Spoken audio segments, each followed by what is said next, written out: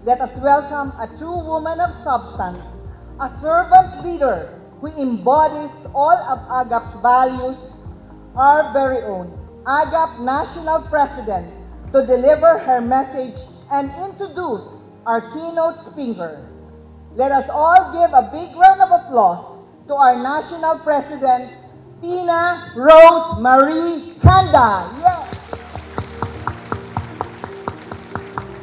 Medyo mabagal akong maglakad ngayon eh. It's not because of like Queen Elizabeth, my episodic mobility issues. It's because I have new shoes. Malulukot ang aking shoes. Diba? At saka, hindi pa siya bayad.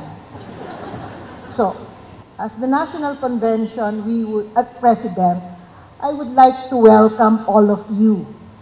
After 3 years, nagkita-kita na naman tayo. Palakpakan naman tayo. Tumanda, tumaba. Yan ang karamihan sa nangyari sa taga-AGAP. So I will start my speech today, but I am so happy to see all of you. All of you are really maskogenic. Maganda pag nakamask. Kasi kalahati lang ng mukha niyo nakikita. Many of you met me here at nagsabi, "Ma'am, nagkita tayo, akala ko hindi na tayo magkikita pa ulit. Maputi na nga lang ho ang buhok ko. Dahil mura ang tina." There are a lot of things we should be grateful for. Kanya lang, as a Filipino, we tend to dwell on the negatives. Hindi ba totoo yan?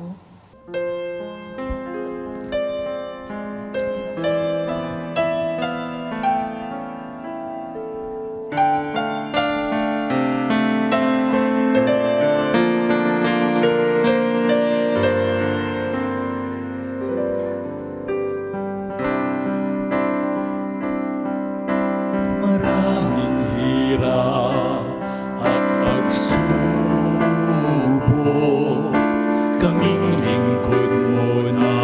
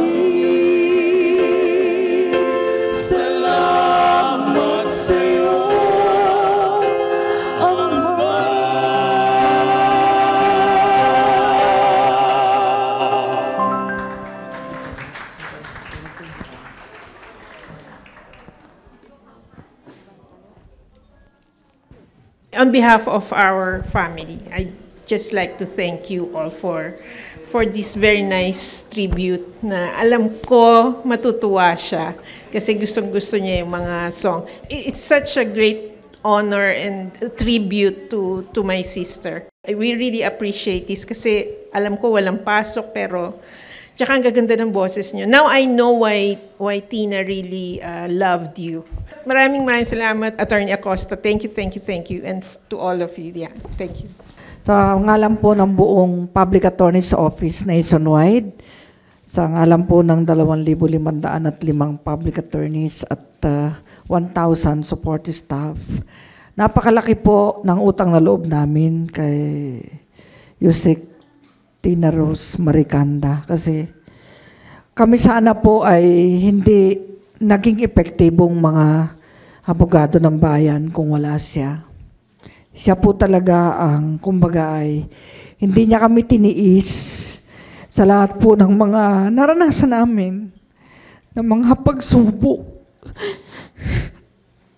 Hindi po alam ng iba na nung mawala po si Secretary Bungko din, kaibigan ko rin po si Tita Emmy, siya na po ang pumalit.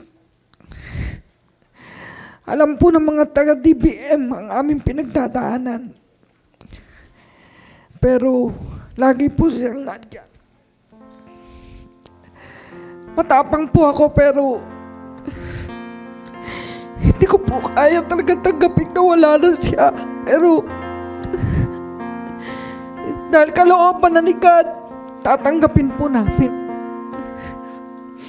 Isa po siyang mabuting kaibigan, kapatid, kasama sa pamahalaan.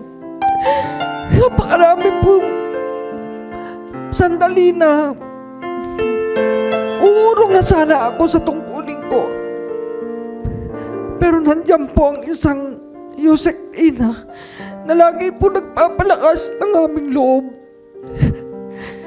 Ang kanya pong diwa, ang kanyang mga ginawa sa amin ay hindi namin malilimutan. At hanggang sa araw din po ng aking kamatayan, babaunin ko po ang kanyang pagmamahal. Mahal na mahal po niya ang pao, ang mahihirap, ang mga kliyente namin at maging kami pong lahat. Ako man din po'y personal na talagang nakaramdam ng kanyang kabutihan. Sana po, tularan po siya ng nakararaming kasama ko sa pamahalaan. Siya po ay tagapagbuo, tagakumpuni ng sira, at tagapagbangon ng mga inaapi at inupasala sa pamahalaan. Ma'am Tina, saan ka man naroon, alam ko, nandito ka pa sa lupa. Maraming salamat sa until we meet again. Salamat. Halina at laging damahin ang kanyang banal na pag-ibig. Dakilang gawa, malasakit upang makarating